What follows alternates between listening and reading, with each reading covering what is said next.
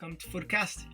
I'm your host, Rick, and today we have here Kevin Kirwan, aka The takeaway man. the Takeaway Man. Yes. Hi, Kevin. Lovely to meet you. Thank to be here with us. Uh, well, tell us a little bit about yourself and how you become the Takeaway Man. So the takeaway man for me started probably nearly about 10 years ago, and it was something that I never thought would have kind of came into fruition the way it has. But how the name came about or whatever, I used to work in a huge big office with about 800 people, and at Christmas time, they did this thing where we'd all order in pizza. And I just crowned myself as the guy who would order pizza for 400 people on my floor. So what happened is it just went around. I did an email every year for about 5 or 6 years of just I'm putting in like an order for pizza at Christmas time. Do you want your pizza? Like that's pretty much how it started. And then I just ended up being crowned, knighted, the takeaway man because for I don't know how many years straight, probably about 4 or 5 years straight, I ordered about €1,000 worth of pizza for Wow. in one order and got nothing wrong. So like that was my thing. I got nothing wrong. All the toppings were correct. Everything was good. And as I was walking around the office, then they just called me the takeaway man. It's like, oh, that's the takeaway man. They didn't even know my name. They just knew me as the guy who orders pizza at Christmas time, the takeaway man. And it just stuck with me. I do have a big interest in like one, ordering takeaways, and two, food. It was a big thing for me, and I do order a lot. And it was only when I started to compare the likes of my Just Eat or Deliveroo's or Uber Eats with what I would class as regular people, and where people would go and they'd be like, "Oh yeah, I ordered Uber today, or I ordered Uber Eats," and I go, "How many times?" And they go, "Oh, just once a week." And I went, "Oh," and they're like, "How many times did you order?" And I'm like, "Every single day, like just every day." And they're like, "Really?" I was like, "Yeah," because I was going into the office, or I was like out, or I was at home, or things like that, or the way I was working, I couldn't really get in like fresh food or prepare it and things like that. So I used to just always order in takeaways, especially when I lived in Dublin city centre, because like it's just a million and one takeaways to get. So yeah, that's how the whole thing started. Wow. Do you consider yourself a takeaway expert in this stage? Yeah, like that is a thing that I do say. Like what I love doing, and it's a weird thing to say, is when I go to other countries, I'm the guy who goes right straight on the app store. What takeaway apps do they have? Like the likes of like Just Eat. My favorite one so far is one called Wolt, WOLT, and it's one of the best apps I've ever used when it comes to takeaway. And the only reason why I can say that is because when I was in Greece, everything was in Greek. And then you click this Walt, like the app Walt, and it automatically translated everything for you. All the ingredients were translated and things like that. So it was fantastic, especially for someone who travels around a lot. Wow. And that was just one thing. It's just something that I love to do. I just love kind of like going in and ordering food. So yeah, that was just one thing that happened with it. That's great. And would you describe yourself as a foodie? Um, Not necessarily. So like the term foodie for me is like someone that should be not necessarily should be a chef or can prepare food or whatever, but like I think if like you need to be able to cook, I think, to be classed as a foodie, and I think that is one thing. I don't know if you've seen the new movie The Menu, but Oh, there's yes. yeah, so there's a part in that where there's a guy and he's sitting down and every dish is coming out and he's just dissecting it and he's saying blah blah blah blah blah blah. And then there's one part that was just like, well, cook the meal then, you know? And I think a foodie should be a person who can dissect it and go, yeah, this is lovely. But I also think it should be a person who could then go and replicate it. And I think that would probably give you a title of foodie. It's all well and good to be able to sit there and go, oh yeah, no, I can taste whatever, like I can taste chives and this or basil or like like things like that, or oh he didn't have the pan hot enough when he was searing a steak, or he didn't let the steak rest, or there was times where it's just like you're getting food, and then you say, oh no, this is where he went wrong. And I went, okay, well, he's probably cooked that about 50 times today. How many times have you cooked it? Like things like that. And that's what I do love getting that across in the likes of my TikTok videos and things like that. Is that I understand that the likes of like these restaurants and these things are under pressure and stuff, but the way it's gone now is that like takeaway food is really really expensive. Like at the end of the day, it is expensive. You're ordering it straight to your house. There's a huge kind of supply chain there between delivery guys, like the restaurants themselves, and everything else. But it is a big issue, and I think it's the reason why I've gotten so many followers at this stage is because I don't want to go out and slate a restaurant and be like, this is absolutely shit and this is the worst food that I've ever had. I want to kind of for them to use it as constructive criticism to get better. Um, and that I honestly think like you can hardly just go up and say, hey, I've just ordered this curry and I'm going to leave a big horrible review and stuff like that. Like it just kind of gets you nowhere really. But And I see you as a foodie because you're educating your palate. So, mhm. who would be your biggest influence for food, or your love for food? Let's put it that way.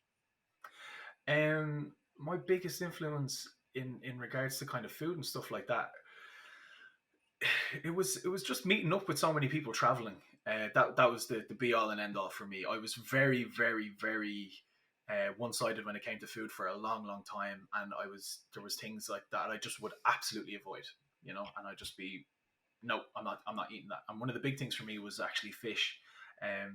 When I first like left secondary school, geez, I don't know, about 15 years ago now at this stage, I wanted to do culinary arts. That was what I wanted to do. And one of the big things, like when you want to become a chef or you're going to study culinary arts, is you have to prepare fish. And at that time, I physically couldn't. Like I couldn't handle the smell, I couldn't handle the texture, I couldn't handle like scales being on your fingers, all that kind of stuff. It actually used to make me physically sick. And Wow. another random one about that was is that I actually went to the doctor, paid them like 50 quid, and I said, "Can you give me a letter to say that I'm allergic to fish so I can go to college?" And she was just like, "Are you allergic to fish?" And I was like, "Absolutely not. No." She's like, "Well, I can't write you a letter. I can't write you a letter to say that you're allergic to fish when you clearly aren't. Like that's illegal. And please leave. And thank you for the 50 quid." So that's that. Yeah, like so that's where it that's where kind of that's where my chef kind of career stopped, and then that's where the transition then from that into like going out to like really nice restaurants and stuff like that. Luckily enough, in the last, I'd say probably in the last 10 years, I do have a lot of mates who are chefs. And a lot of my friends are kind of like I'd be very stubborn in one sense, and um, you probably know. Did you ever have well, you definitely did have it, but a ceviche, like a prawn ceviche, like Yes, thing. of course, yes. Yeah, yeah. So a mate of mine, Jeremy, he's an amazing chef. Originally from California, moved over to London, and now he lives in Dublin now. And he made me this prawn ceviche, and like he just goes, "Eat it." Just I was like, "Oh, it's prawns and it's seafood," and he goes, "Just eat it." And okay, cool. And that was it. That was my epiphany. That was the so I bit into it, and I was just like, this was amazing. It was like, and it was seafood. It had like crazy stuff on it. I don't know what was on it, but it just tasted amazing. And that was my thing then, where I started like going down that kind of route into experiencing new food and new different types. So it definitely be kind of the chefs that I hang around with and stuff like that would be the guys that could just kind of go, yeah, yeah, whatever, just eat it. And then you go, okay, actually no, that was amazing.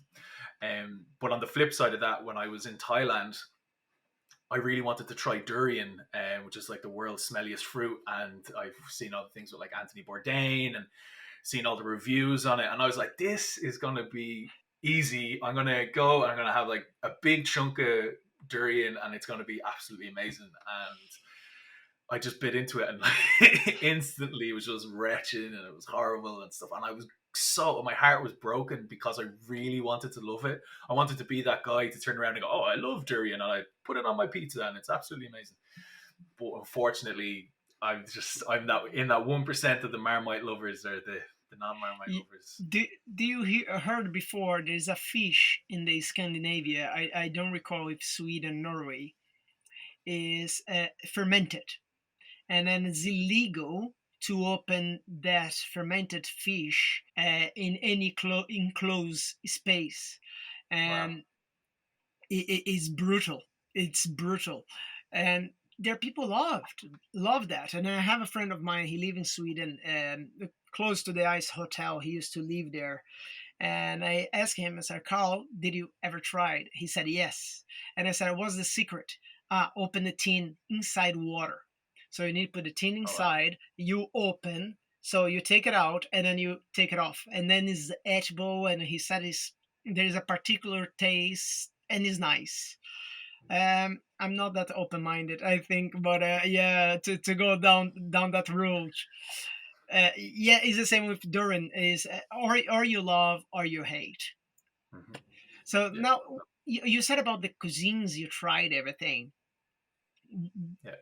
What's your favorite cuisine? That's it's again that's like another tough one. I literally it changes so much, especially because like I'm avidly going out and trying to find content.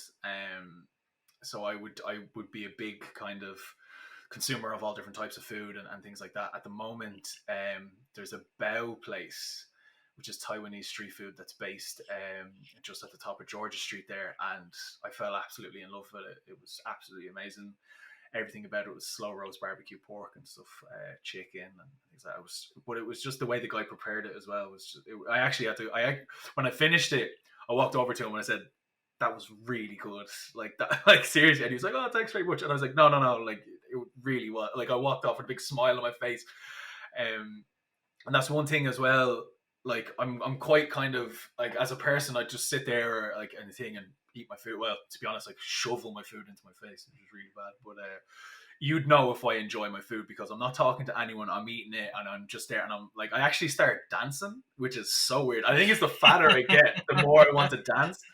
I've like there's been times where I'm like eating like chicken wings or something and they're so good and I'm just like having a little boogie and my mates are like, "Are you dancing?" I'm like, "Oh no, no, no, no, not at all." But yeah. So in regards to kind of like my favorite cuisine, I've done a lot of world travel. Like that's the reason why I kind of started doing the likes of the takeaway man TikToks and stuff like that. Is because I've had the likes of like Jamaican jerk chicken. I've had suckling pork in Bali in Indonesia. I've had pad thai. I've had the original pad thai in Bangkok. I've had shrimp on the barbecue in Australia. Like things like that. So that's where my kind of thing started. So like I've had tacos in Mexico, so I can turn around and go, "Hey, thanks, Mr. Taco Man in Dublin City Centre. Really good tacos, but they weren't like this level." Like I had guacamole made for me on a boat as we were swimming with stingrays, and this guy handed me like an ice cold Corona. There's amazing, super fresh guacamole with like handmade tortilla chips.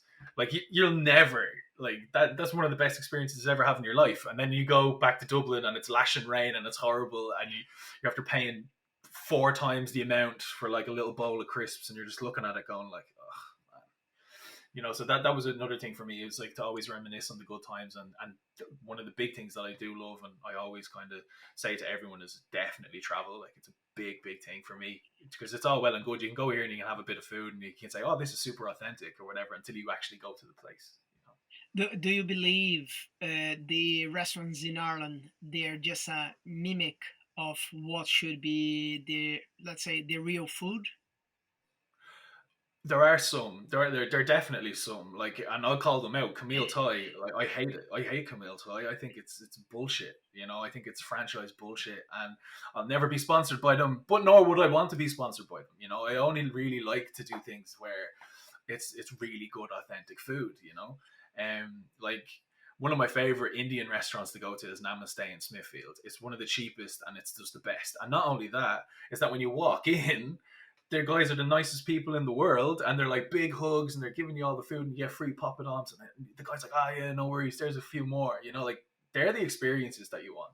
Like they're the things when you go into a restaurant, or even when you're ordering takeaway, they know that. Like, but yeah, like And that is a big thing for me. how would you describe your palate? Ooh. You see, when I originally started, I thought I was going to be the bee's knees when it came to spicy food. Um, like big time. Like that's like I thought that I would be the guy that was like man v food. So like one of the first ever food things that I started with was actually a 666 suicide chicken wing competition. Wow. Yeah, and the way it's like 8 million Scoville units. Wow. Like so you have like you have a chicken wing, wait a minute, then go on to the next chicken wing, and then you do that for 6 minutes, and then wait 6 minutes, and that was the 666 part. But so I was like the first wing in, I'm like, yeah, no problem, no problem. Next wing in, I was like, okay, this is where we're starting to peak here. And then when I got to the third wing, I was just like, nah, game over. And I'll send you this picture, but there's a big catering trough. It's like a 5 liter steel catering trough, stainless steel catering trough, and a ladle full of Wow. like vanilla ice cream. And there's a picture of me just going, like just eating, milling into this ice cream.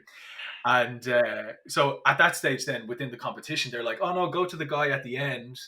He has the ice cream for everybody." And at that stage, the ice cream was already gone. I think I ate like 5 liters of ice cream that day, man. But because I've done that and I've had like this extreme heat, when it comes to now going and ordering a vindaloo or like a phal in an Indian restaurant or things like that, or Thai green chilies like song tam in Thailand, like a papaya salad, Yeah. like going over there, like I just turned around to like my mates and my Thai mates, and I'm like, watch this, nom nom nom, and they're like, give it a second. I'm like, oh no, like, tears running down my face and things like that. I was like, okay, right, that one had a bit of a kick to it. I'd say that, but like one of my favorite dishes that I love to try, and another big thing for me was Japanese ramen and like pho. Like I love like Vietnamese soups and stuff like that. Have you Um, been in Japan? no, never. Like that is it's my big thing. Like it's I think Japan is just that's that country that everyone goes, no, this year I'm definitely going to Japan, and then you end up in Ibiza for 2 weeks for the same price, and you're like, no, no, no, next year I'm definitely going to Japan. But yeah, I've never been, but would love to go. So you're talking about the Japanese ramen. Did you feel any difference from the, let's say, continental Asia ramen? That's the thing. When I was over there, because it was always so hot, I never really got any of that stuff. But I would have got the likes of like dumplings and gyozas and things. I would have had a lot of like rice dishes and stuff like that. But when I come to Ireland or like when I go around, um, like I'd go to say like Wagamama's, and I was like, you know what, a big bowl of ramen, and this is going to be amazing. And I was like, oh yes. And then I go in and I just look at it, and it's just it may as well be the remnants of your sink after you did the dishes, man. You know, and you're like, there's no like, this isn't a broth. This is just a kettle with a slice of lemon on the side of it. You know, like stuff like that. And that's what really annoys me is because you have like these really big franchises that are going around. They're like, this is an authentic meal, an authentic Japanese meal, or whatever. And then you're going in, you're looking at it, you're like, this is actually shit. And I've paid €30 for a bowl of it, and whatever. I could have went around the corner and like one of my favorite places to go to, especially for ramen and stuff, is it's the ramen bar Kokoro. It's on South William Street. That's where I go. And then there's another place as well called Yoi. But if you're looking, actually, if you're looking for an unbelievable Chinese, Zion Street Food, it's just off on Grafton Street. There's a couple of other ones. It's my favorite Chinese to go to. But they do these. I'm probably butchering the name, but they're called Biang Biang noodles. They're like paper noodles. They're about this thick. Oh man, it's like even thinking about it now, I'm like, oh, my mouth's watering. Like it's just they're my favorite. I haven't had them in so long, but I get the super spicy Biang Biang noodles out of there. It's so good. Did you try before soup? Um, Soup restaurant. They originally have their first restaurant is in Dunleary. The owners they are all Irish, but the chef used to live in Asia for many years, so they make everything in house. And you see they're making their kimchi in house, everything. I love their deep fried kimchi. mm, I'm allergic to chilies, but still I try. no way. So, oh yeah, but like I like probably I have some problem in my head. Oh yeah, I'm a chef, so I go and eat, and then like after 2 seconds, literally I can't breathe. Like that's good, Yeah, yeah, yeah. but it's so good, and their ramens, the broth is properly broth, done properly. As you Amazing. said, the chains nowadays they just literally. I would say it would be Nor pounder with water and say, here, that's your broth. And then you look and say, okay. And you need to pay like 50 quid Mm, afterwards. And you look and say, I can't believe I pay for that. yeah. It is what it is. But you're commenting earlier about the movie menu. What's your Hmm. favorite movie? Culinary movie, of course. Yeah.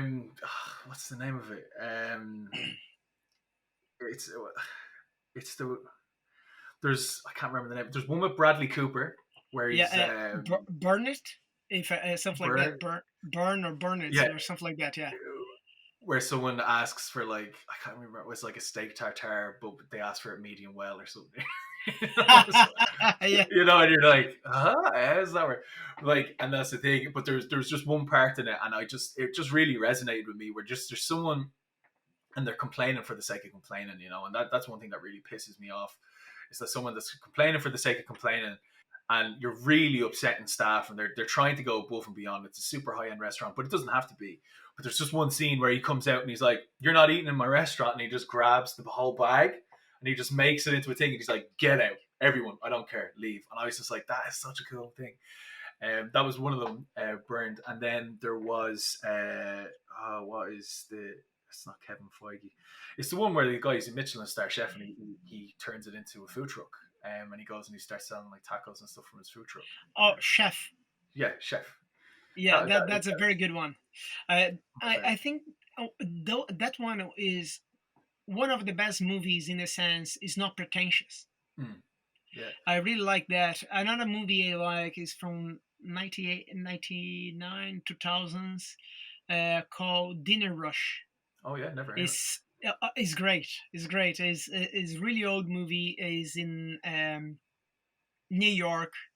The owner is an Italian guy that used to be a bookie, and then and the event is all around one service, one night, and then there is a cops in the detectives in the Mm-hmm. restaurant. There is the gangsters in the restaurant. There is a private assassin, Oh yeah. and like is everything happening at the same time, Mm-hmm. and it's so cool. It's so cool. It's like it's something, is a mix of everything, and there's the food critics as well. It's so cool. It's really nice movie. I think it's well done as well. But yeah, you nailed, like those movies are very good. They're Yeah. very good. Did you see the latest one with it was done on each different person's perspective. It was I can't remember the name, but it was one of the guys from Snatch was in it. Oh yes. And it's done on everyone's perspective, and it's just everyone's outtakes of what happens, and someone has an allergic reaction, and then it was just like, but I told you not to put that into this sauce, or like it was like a nut allergy or something. And that was like when you're watching that, you could feel it in your heart when you're like, oh, that's giving me anxiety, and you're not even there, It's scary. Oh yes, yes. Like it's described very well. That movie is very good in that sense. Shows the energy around the restaurant, how people think. Is not like just focus and say, "Yeah, chef," and everyone like super concentrate cooking. Mm. Is actually, they have lives. They have things going on at the same time. Yeah, yeah. So it's very interesting to see that movie. I really like. I think it's on Netflix, right? Yeah, yeah, it was a Yeah. Netflix one. It was the way it was shot. It was like one one shot for the whole scene or something. It was very strange. Strange. Yeah, is the one like the chef die in the end, or Like, oh. presumably die. Yeah. Spoiler alert, but yeah, Oh. he knows. Yeah, yeah. Take that. That part goes straight to the edit. uh, my question to you now: what's the best takeaway and what to order in Dublin at the moment for you? um, in Dublin for me at the moment, you see that for someone like me, that's a very tough question because there's a couple of things that you need to take into account. And some of the likes of the big chains do that. The likes of like KFC at the start when they first started doing takeaway, they just didn't serve chips. They just said, actually, we're going to give you two sides because our chips don't serve well. They're going to be sitting there, they're going to sweat. It's not going to taste good. So for me, if I was ordering, we'll take Sano Pizza, like great example. One of the best, cheapest pizzas you can get in Dublin. As soon as that goes cold, it's ruined. Like that's the thing. You need to have like a fresh, like if you're getting a fresh Neapolitan style pizza, you have to eat it as soon as it comes out of the oven. You're waiting 2 minutes. If you're waiting more than 20 minutes, it's going to go cold on it and it's not going to taste as good. You're going to Be like reheat a it. rubber. Yeah, you're going to try reheat it and things like that, and it's not going to taste nice. So you're looking for me, the likes of like curries and Chinese's will be good. The likes of an Indian curry, because it's coming in a big soup or a big thing. It's staying hot relatively well, and things like that. So, and the likes of like things that can be reheated. Chips, not really good to be reheated. Rice though, very good to be reheated. Naan Yeah. bread, very hit and miss. But naan bread, if you like, so say if you don't eat your naan bread in the meal, the following morning you throw it into a frying pan, you crack two eggs, or you have like boiled eggs and naan bread and stuff like that. You heat it up in the toaster or in the grill. Happy days, it tastes good. But yeah, like a lot of people are always very surprised by me where they go, "Oh no, I'd always have leftover pizza like the following morning," and I'm like, "You have leftover? Like what's leftover takeaways?" I probably should say that to my consultant now about my heart and stuff. You're like, yeah, that's probably why you're eating a meal deal for four for one person, and yeah. But no, when it comes to favorite takeaways, at the moment, what would one thing that I constantly order? I'm a big fan of chippers. Not that many people really. You like over in England and stuff, they have like fish and chips and whatever, chippy or same in most places. But in Ireland, we have the thing called a chipper, and like if you get a good chipper, you're flying high. Like if you have a good bag of chips, happy days. 9 times out of 10, it travels well, and it does be good. Romeos and Macari's were always the best ones for me. There's three really. So Romeos bought out Macari's anyway. I think the two of those guys are brothers. But then there was another place called Borza, and Borza I think was one of the original chippers. In Um, Borza is in here up the road. Oh, jeez, I forgot the area. I think they originally Yeah, started yeah, off in the Walkinstown area. That's where they initially started. yeah. But for me, like the likes of like if you get a good Romeo's now, like a good bag of chips and a burger from Romeo's, like it's gonna be good. But what pisses me off is that like there's as the takeaway man or whatever. So I order a bag of chips and I order salt and vinegar on it. If that salt and vinegar isn't on the chips, I am fuming for the day. Like, or the same thing. You order a Domino's pizza and they forget the garlic sauce. I'd be one step away for getting in my car and driving to Domino's and being like, "You forgot my garlic sauce, man." Like, you need the garlic sauce with the pizza, and that was a big boo boo that I did over in New York. I went into this pizzeria over in New York, and I was like, "Yeah, and can I get a garlic mayonnaise, please?" And they looked at me and they're like, "Sorry, sir." I was like, "For the pizza, garlic mayonnaise." And they're like, "What's garlic mayonnaise?" Like it didn't comprehend. It wasn't a thing, and that's like a big cultural thing for me. And I was looking at her with 10 heads. She was looking at me with 10 heads, and I was like, "Give me a sauce that isn't ketchup. Like what? What sauce that isn't ketchup?" And she's like, "We got ranch. Do you want ranch?" I was like, "I've never had ranch before, so let's go with that." So, like Did it like work things well? like it actually it was okay. Like it was good. Like I wouldn't be telling people to go. I'm not going to say like, "Oh, it's the next best like tips or tricks," But if you're stuck in a horrible situation, like But I ranch have to say that the garlic mayo comes with Domino's example. You see mm-hmm. the acidity you have there. It's kind of like a splash of ranch with the garlic Yeah, mayo. And yeah. I think the balance is very good. Domino's without that is not Domino's.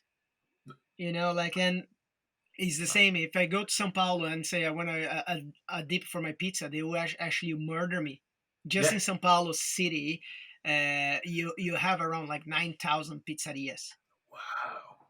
Yeah, 22 million people in the same city. Like so. Yeah, yeah, it's okay. Yeah, it's the same here in Dublin. Probably you're gonna have 9,000 cheapers in just in Dublin. But this is it. This is it. This is probably true. Yeah.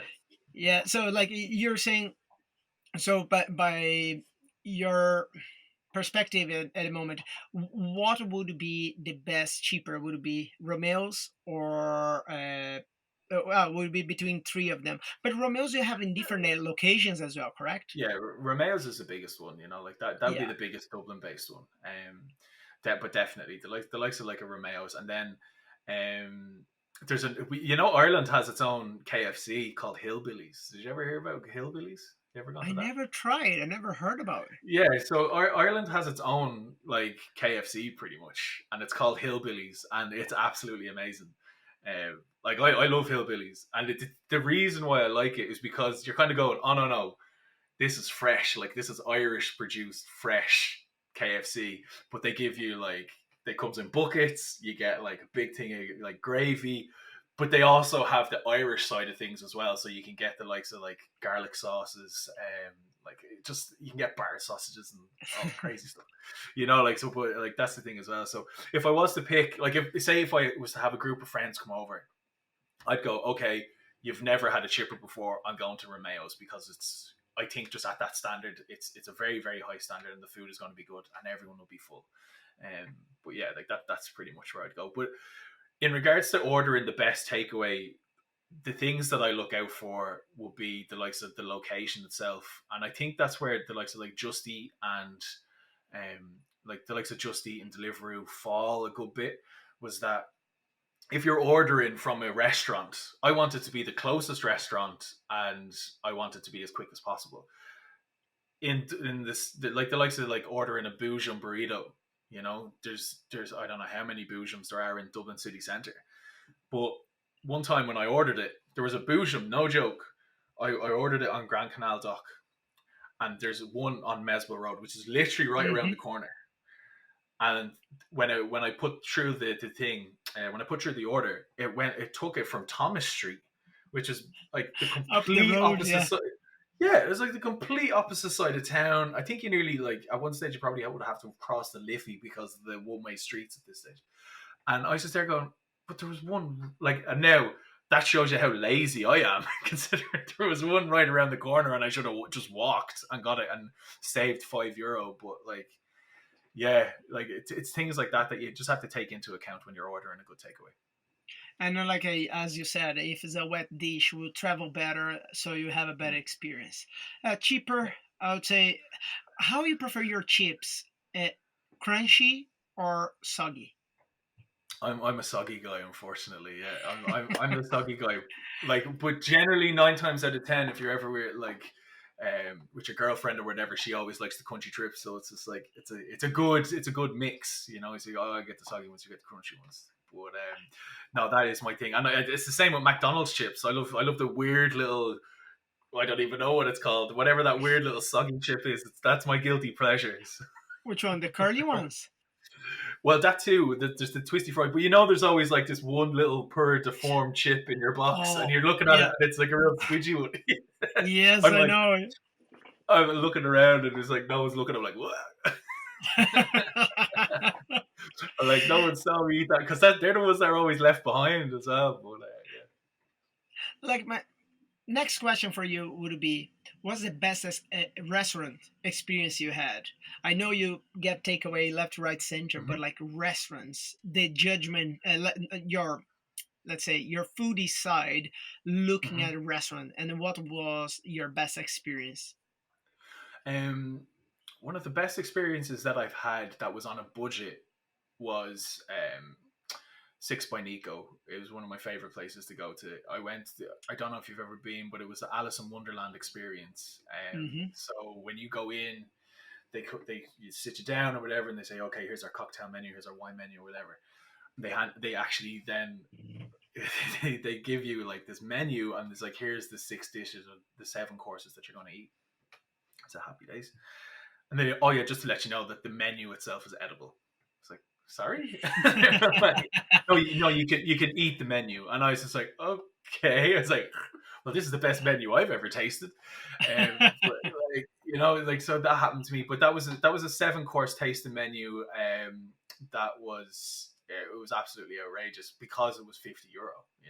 Now it was a tasting menu as well. So there was like, they had things like soil, and then they had celeriac. It was like a celeriac rose, and then they put like food coloring on the top of it, and the rose turned bright pink or bright red. Then afterwards, like things like that, like real immersive kind of stuff, was really good.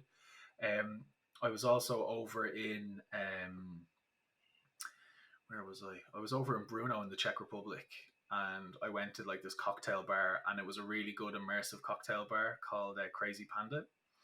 And we went in, and I was just like, "Oh, it's a cocktail bar. I'll just ask for a mojito." And you're like, that guy looked at me like I was like the worst person ever. He just was just like, are you serious?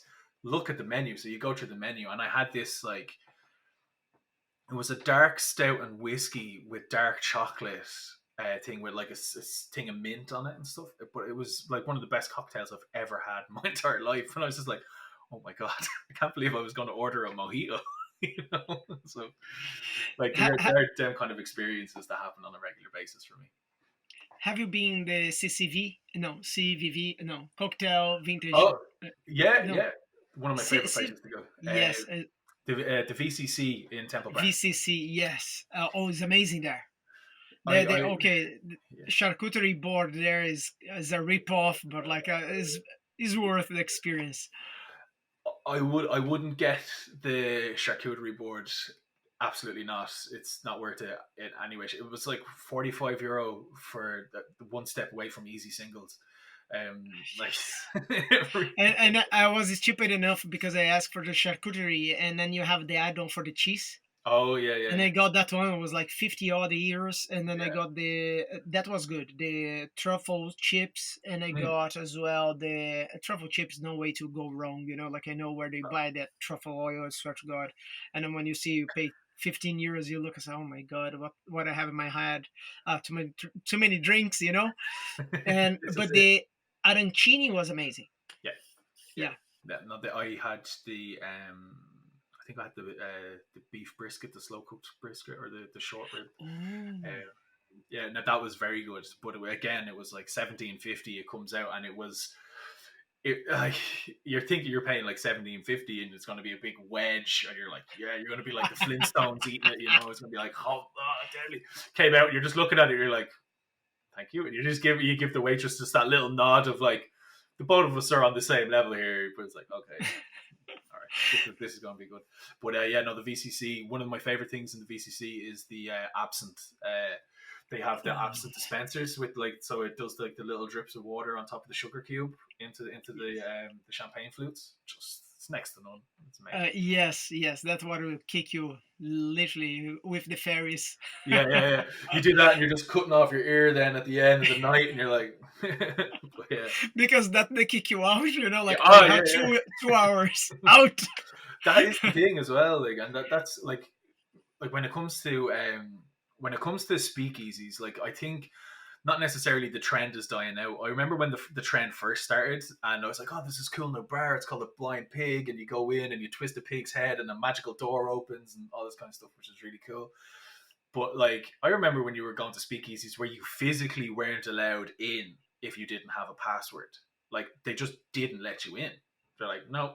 And there was such high demand for for people to go in and to have like these cool little secret drinks that they could actually refuse people. Now it's just like, yeah, we've tables down the back if you want, just a couple of things, and you're like, I think that takes away from the experiences of speakeasies now at this stage. Oh yes, yes. The VCC, what I like, remind me of a lot of the prohibition in the 1930s. Mm-hmm. 30s. I'm not a historian. I'm just a chef. So I think it's nice, but you said the experience to go there and have that. I think at the beginning is okay, but nowadays people just like, okay, as you said, sit there in the back and give you your money. So Mm-hmm. I lose a little bit of the magic. Yeah, I would say. Um, yeah. what would be for you, eating or eat out? What would be better for you? I love the experience of eating out. Like that's one of my favorite things. Like I love. There is nothing more that I love than going in and sitting at a restaurant and just not necessarily being wined and dined, but just getting like an amazing plate of food. I don't. I honestly, you could turn around to me and go, "This steak is going to be €1,000." Like go to Salt Bay's place. It's €1,000 for a tomahawk steak.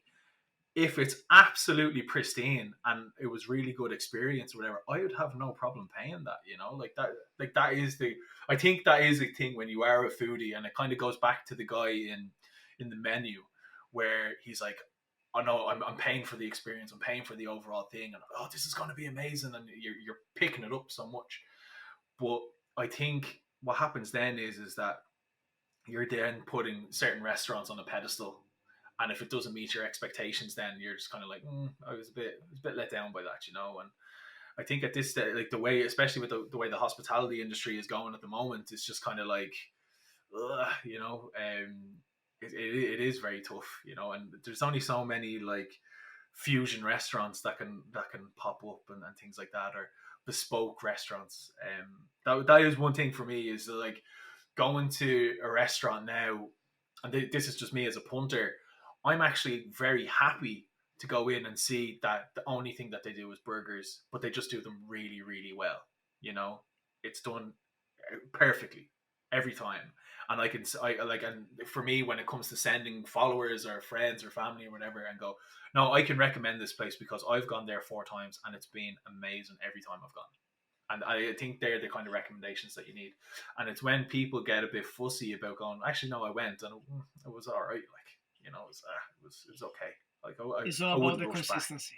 Like, yeah, 100%. The consistency on like all of those things. It's, I think that is a big thing now when it comes to restaurants. And by all means, correct me if I'm wrong, when a new restaurant opens up, there is a hype to it. There's a lot of brand new chefs that come in. There's a brand new menu. There's a lot of passion for it. There's a lot of things like that. They're getting in the best of the best ingredients, and everything is going fantastic. And one of the best kind of examples that I have for this was a place called Mac Daddy on in Temple Bar. They specialized in mac and cheese and chicken tenders or something, and their initial portions when you were getting it was like the tin was about this size, and the portion size went like this, and it was Wow. amazing, and I raved about it to everybody. I was like, this is the best thing ever, you have to go here, oh my god, guys, look at the size. Oh, it's me eating this big cheesy mac and cheese. I was like, yes. I was like, oh man, this is so good. I think I ordered it about 2 or 3 times in 1 week. It was the new place to go to. It was absolutely fantastic and it was great. And then I ordered it, and then it started. The portion sizes went from this to like this, and then I was opening it, and then I was looking in the little container, and I was like, oh no, they've changed their recipe changed, their portion sizes changed, all this kind of stuff. So, and then I was like, okay, it's not too bad as long as it still tastes good.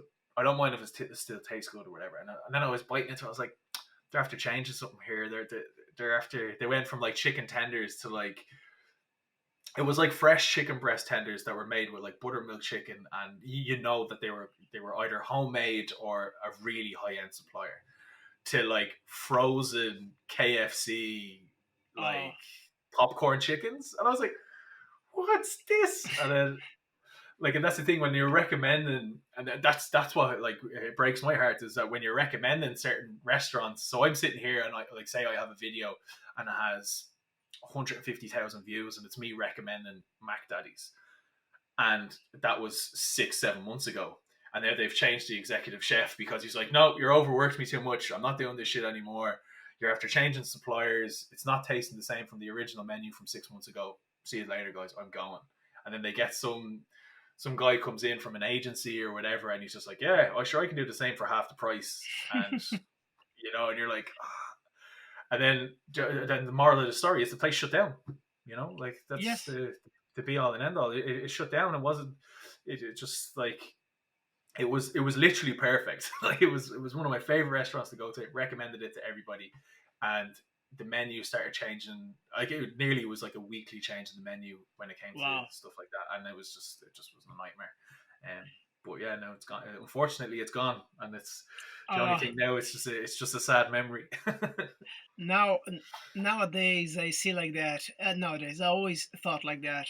When open any restaurants for first 2 to 3 months, I do not step in because there's that hype. Everyone want to be there. Everyone's in their A game, and then start to get the routine start to kick in. Yeah. So the consistency you need to see in that level. After 3 months, you go there, you tried. That's the reality, not what you had 3 months ago. As you said, probably they have a massive portion. They were making money. They were literally in their literally making amazing food, but like they didn't know what they're doing. No Yeah. food costs. Let's just serve people, and Mm-hmm. I end up on that way. Unfortunately, is the way restaurants normally die.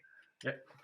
That saying, uh, do you have plans or any plans to get the takeaway man to create a guide in the future? Yeah, yeah. One of the big things for me was to like I always wanted to do like I didn't want to do like a Michelin star plaque. Oh, do the Michelin, but I'd like what I'd love to do is for the likes of like my friends' restaurants or stuff like that, and like I know the consistency has always been good. It's just to get a little sticker made up and to say the takeaway man recommends. You know, just put a little sticker in the front of the restaurant or to get like a little logo or something made up for that.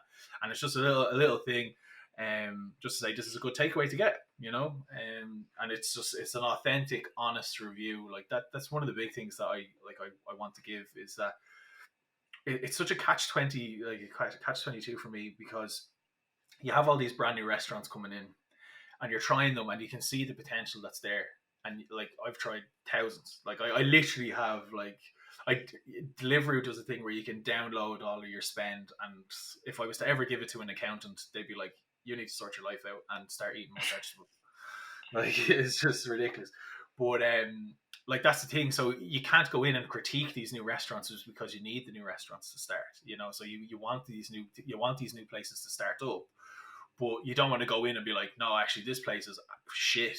You know, and it was ridiculous. So that is one thing that I've definitely learned that I will, as of 2 weeks ago, I will never ever ever review a restaurant that's just started unless it's amazing and I can turn around and I say this is really really good. I'm not going to do negative reviews or critiques or anything like that on brand new restaurants. I'll let them stay open, as you said, for the likes of like 3 months. They get their feet on the ground. They learn the ways of what's happening. They see what's working for the menu, what's not working for the menu. That's when they'll go in and do a review. Um, and then go from there, you know, because I've seen the likes of like there's so many places and there's so many other I'm not going to even like the likes of like Love in Dublin or all these things where they're going to these restaurants and it's just paid hype, you know, like you don't know if it's a good honest review if the person's going to go in and like I know you do have to declare if it was ad like if this was a paid partnership or whatever and stuff like that, but at the end of the day like I People, believe that they're just not honest, you know. majority of the people they're not doing. You can see like, okay, it can't be everything perfect, and you can see the footage, the way they do it. Like when I do my reviews, is literally as hidden as possible, and you can see the way it is. And Yeah. then like when I get any sponsor or anything of the kind, you will see is a sponsor video. Yeah. We'll be saying is a sponsor. I recommend, yes, but if I go there and I eat and the place is a keep and it's not good, first of all, I wouldn't even endorse if I'm not happy with that. And if I try the food is not amazing, I will not give the review notes. I have my notes to give. I will Mm-hmm. not give the review notes. I would just say I recommend. That's it. Mm. Yeah. You know. Now another question for you: what's the perfect beverage to match with a takeaway? Oh man, I could do it in reverse if you want. They say, well, if you drink loads of beers, definitely get a kebab. um, yeah, like one of my favorite things to get when, so say if you're out and if you're say if you get like a big plate of like chicken wings or something, or you're out and you're getting like a burger and chips, I just think definitely like an IPA. One of my favorite IPAs is Lagunitas or an all day IPA. They're just my favorite. When you go to the likes of like BrewDog and stuff like that, I think their menu is too high end for the drinks that they sell. I think I just think yeah they do have their burgers and chips and stuff like that, but it's practically Michelin star prices now. I paid nearly €22 for one burger with no chips. So for the whole meal itself, for a burger, chips, and a drink, it cost me nearly €56. You know, like for Wow. yeah, that's in BrewDog. And what pisses me off about BrewDog and stuff like that is, yeah, love it, great. I've drank it for years and years and years. Like the likes of their Punk IPA, stick it in my veins, man. It's amazing. But there's no distribution charge. That I can see where you make it. It's like it's there, and it's going from there to there, and you're charging me three times the price of an off license. You know, like it's. But then even when they're selling their cans are really expensive as well. So it's like And they're tiny. yeah, they're tiny little cans. You're doing that kind of stuff. Um, but yeah, so for me, actually, that's one thing that I definitely wanted to talk to you about because I see that you're into wines and stuff. One of my Yeah. first ever wine experiences that I ever had was with it was a 7 course Mexican tasting menu in Frank's on Camden Street in Dublin. And I walked in, and it was Mister. At that stage, I had a big heavy metal beard, slick back hair, and I went in and I sat down for the 7 course tasting menu. And the guy comes over and he's like, "Hello, sir. What kind of wine would you like? Would you like a rosé, white wine, or red wine?" And I went, "I'd have a pint of Heineken, please." And he goes, he just looks at me, and he's like, "Unfortunately, we don't have pints of Heineken." And I went, "Oh no, it's fine. I'll just have a bottle of Heineken." And he went, "You're in a wine bar, sir?" And I was like, "Oh shit." I was like, "Do you have any wine that tastes like beer?" And he was just mortified, just going like, "Oh my god, look at this guy." And he goes, "All right, tell me what kind of fruits you like and stuff like that." And I was like, "Okay, well, I kind of like appley stuff, like the zesty stuff." And he's like, "Oh, okay, yeah, cool." And no joke, now this is the first time that I ever sat down in a proper restaurant and was drinking wine ever, and it was the nicest bottle of wine. Now, this is the thing. This is what I wanted to talk to you about. Is that when you go to restaurants and you have like the world's nicest wine, and then so I had a wine in Paris then afterwards, and then I flew back. I took a picture of the label. I went, "Yes, this is going to be unreal." And I came back and I popped it and I poured it out and I tasted it. I was like, "That's not the same. Like, what's the?" I was like, "Whoa!" I was like, "No," and I was like, "No, it's definitely the same thing." And I had the picture here and this and but yeah, is there a big difference when it comes to like traveling wines or experiences or being in restaurants and being at home and stuff like that? Yeah, always you're gonna have difference between flavors in wine and location. You said you love beer. Mm-hmm. Have been in Netherlands before. Yeah, yeah, You drink Heineken there. yeah. Can you feel the difference between the continental Europe Heineken and Irish Heineken? I find that drinking the continental one, I don't get. Now this could all be complete placebo, but I don't get as bloated when I drink over there. It's not like a real bloated kind of thing, and I drink them a lot quicker. And I don't know if it's because I'm on holidays or whatever, but I can't pace myself when I'm drinking like a really nice pint over there. It's tough. Kevin, one more question I have for you. What we should be expecting from the takeaway man? What's next? For me, so I originally started off with doing a podcast like yourself, and I started off doing a podcast, and I did 10 episodes, and with that 10 episodes, then you know yourself, where you're doing lots of like edits and things like that, and you're doing all the graphics and stuff. Um, my next big thing that I'm going to do is I'm going to relaunch the podcast. That's the reason. do you know what? I actually used this podcast as like, right, let's dust off all the old gear and let's get it out. So you definitely did that. So I owe you a beer for that one. Um, but for me, I want to work with a lot of like tourism agencies and things like that. So what I want to do now is I want to start traveling a lot more, and I want to kind of show people that when we do say this is an authentic Chinese restaurant, this is the reason why we can say it's authentic.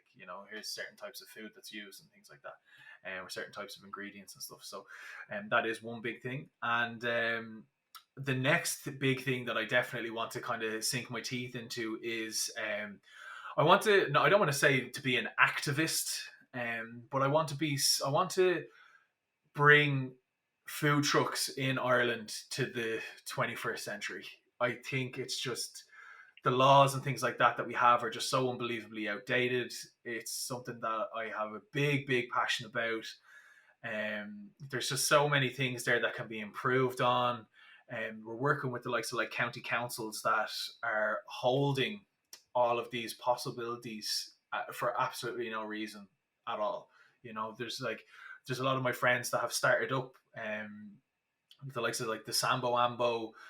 Today we were had this huge big like truck. It was a huge big American style school bus. Went out to so many different county councils and things like that, and they were just refused. They were just like, no, you're not allowed. You're not allowed to have these restaurants here, and stuff like that. And it's just heartbreaking in that sense, because you're looking at people that have an amazing passion for food.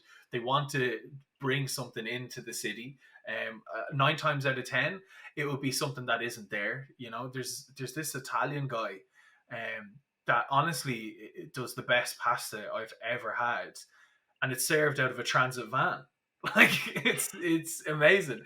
And like you go in and he has the big huge cheese wheel and he pours all the pasta in, and it's a huge big thing, and he's making it up, and it's like it's one of the nicest pastas I've ever had.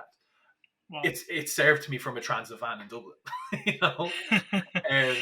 I think the biggest issue with that is too much bureaucracy.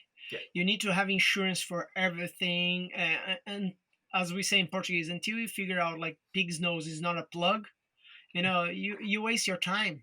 And I agree with you. We should have people more like you and go and speak up and say, look, we need to change. We need to be more flexible. It's so hard to open business. I was saying that to the wingman. Oh yeah. Yeah, we were talking about that, and it was so It's so difficult to get the things up running in Ireland. It's such a difficult way, but I agree with you. We need to have more. We need to speak up more with the lawmakers.